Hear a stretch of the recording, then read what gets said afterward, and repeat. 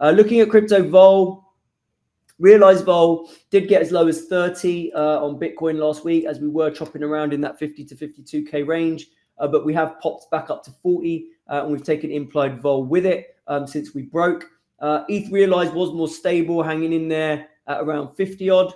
But obviously, Bitcoin's kind of outperformed in the last 24 hours. Volatility carries positive in both assets, about 15 vols in Bitcoin and about 11 vols in Ethereum, but that is in the 70 to 80th percentile. So this may well entice some gamma sellers at the first sign of stability. But right now, we don't seem to be seeing any stability. So that often tends to happen towards the end of the week as gamma sellers come in. So let's see if that's how it plays out this week. In terms of catalysts, we got, in terms of macro catalysts, we've got PCE inflation this week.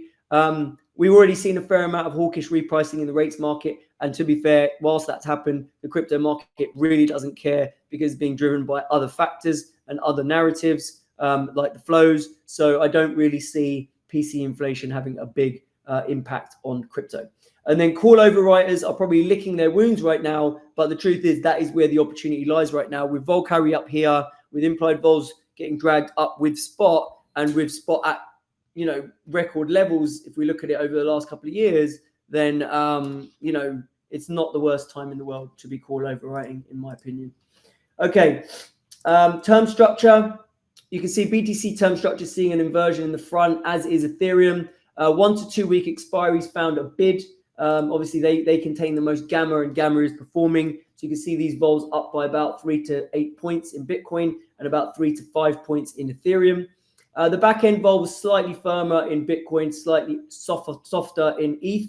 So we see December ETH down over a vol point. Call skew fading. You can see a lot of red here. All the call skews were fading by about 1 to 2 vols on Bitcoin and a bit more on Ethereum. And that's interesting, right?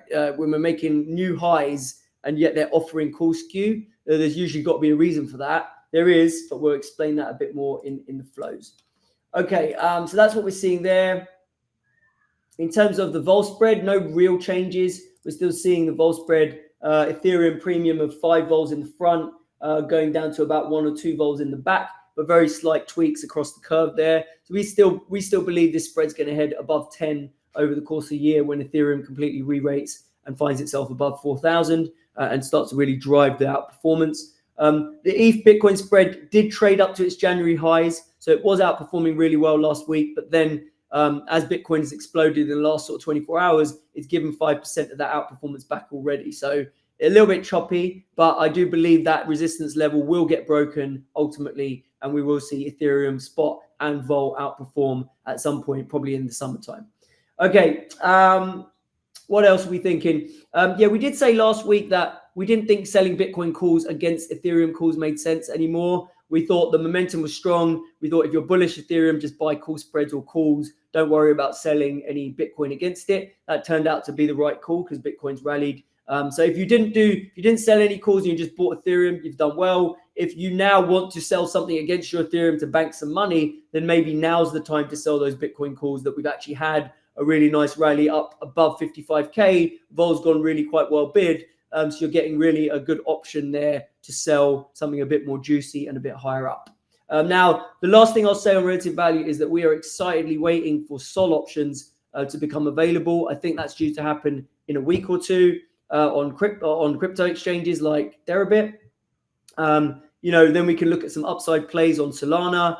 Solana versus ETH, when you look at that cross rate, it's been consolidating really nicely since December. It had a parabolic rise into December. It has been consolidating in a textbook fashion, and I think it is setting up for a nice entry point to get back into Solana. And if we can do that via options, then we're going to be licking our lips to do that, basically, right? So I will keep you posted once that is doable.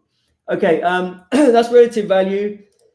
On the skew front, pardon me, I'm still recovering a little bit from a cold. On the skew front, we did test 50k on the downside last week. That then the front end call skew evaporated when that first happened. But now that we've bounced, you would have expected call skew to come back, and it hasn't. So it's actually in the front end, it's remained neutral, if not slightly marginal put skew.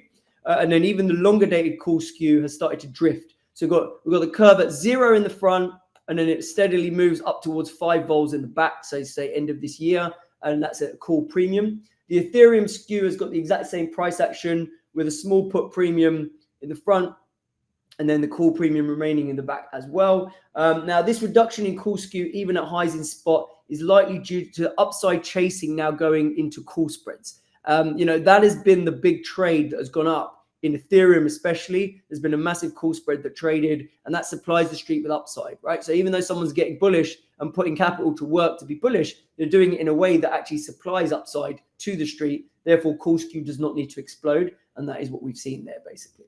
Okay, and it makes sense, right? Implied vols are higher than they were. We've got positive vol carry. So the vol professionals who want to use options to play delta are going to look at that and say, well, I'm not just going to buy outright calls. They look expensive, and they're going to decay. I'm going to do it in a smarter way, and that smarter way turns out to be April call spreads. And then also at such overbought spot levels, seeing some demand for put hedges, particularly in the short-dated expiries, also makes sense, which is why we're starting to see flat to even put premium in the front as people bank some of those gains that they've made on the way up and don't mind. I do this as well, right? When I see I've made loads of money in the portfolio because I've been long crypto, I'll spend little scraps of that on puts all the way up just to make sure if we got a sharp correction, I'll keep my money, basically, right? So it's a very normal thing for people to be doing. The strategy compasses in the dashboards are all selling calls. You shouldn't be overly surprised to hear that. And then, as I said, flow-wise, volumes dropped 30% on Bitcoin down to about 5.5 billion. The main sort of themes were February put protection buying. February put protection rolled off, so people are buying March put protection. So we got anything from between 1st of March out to 29th of March on the downside, kind of trading there in that 51k down to 48k area. The gamma sellers are doing it via put flies or just general fly type structures, which makes sense because this thing is moving around. So if you are going to sell gamma, you'll do well to buy wings against it because this thing could be through your wing strike within a day. And that is kind of what's happened, right? We've gone from 50k to 56k in no time. So whoever did that put fly is thanking his lucky stars they did it via a fly rather than just outright strangles or whatever, which would have really stung a lot more. And then longer dated calls, we saw, well, not longer dated really, but March upside calls, 58k, 60k, and 65k. That's those purple bars getting lifted as a way of maintaining upside exposure. Remember, there was a lot of June calls that went up in the higher strikes in 60 to 80k strikes. Those haven't really moved hands. They haven't really changed hands much this week, but we know that position is still up there. So that might actually be driving vol higher and spot higher over coming weeks and months. Okay. All right. That is Bitcoin option flows. In terms of ETH option flows, you can clearly see the call spread that I'm talking about. That's this big one here. 3,000, 3,700 call spread getting bought in about 24,000 lots. So that is a chunk of premium being spent. And then outside of that, we did see some short dated call buying to chase the move, chase the break of 3,000. And then some April puts actually getting sold. So these orange bar on the downside, we did see some puts getting bought in short dated expiries. But in terms of April, people thinking happy to sell some April puts to fund some upside via bullish risk reversals. All right, that is what I'm seeing in Ethereum flows. In terms of gamma positioning, we've seen gamma positioning move back to neutral. So you can see Bitcoin was in very, very short gamma going into expiry last week, went to like minus 100 million down here. That all evaporated and we are now back to very close to flat. How is the strike concentration? You can see 52K, 50K and 54K are the main short areas. But you can see above 55, we've got longs. So right now we're closer to the longs. Therefore, we're more neutral. If we were to move back down to 52K, this is going to drop and we're going to go back to short gamma territory. In terms of Ethereum dealer gamma, it's been much more stable. You can see it's just been flatlining. It did have a little dip down for expiry, but in general, flatlining.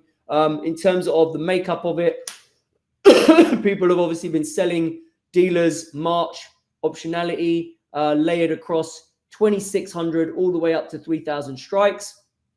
But then dealers have got some cool spreads on here. You can see dealers are short the local strikes, 3,000 and 3,100, but then they're also long these 32s in the front end. and then they're short 35s up here, basically. Okay, now the April bucket is this pink one. So obviously we know that they are long the 37s in April as well. But remember, there's not that much gamma on that.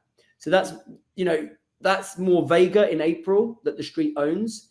So if we rally, that doesn't necessarily provide a lot of the short gamma, but the short gamma is going to be coming from this March optionality, which is this blue bar here. So we do think that is a setup. On the way up, Bitcoin gamma is pretty neutral. On the way up in ETH, ETH gamma is going to flip a bit more short, right? So that's something to be aware of if we were to break through that area, say 33, 3400 on Ethereum. Okay, that is gamma positioning on the two major crypto assets. That's the summary for this week in crypto. Thanks a lot as always. I'll catch you guys later.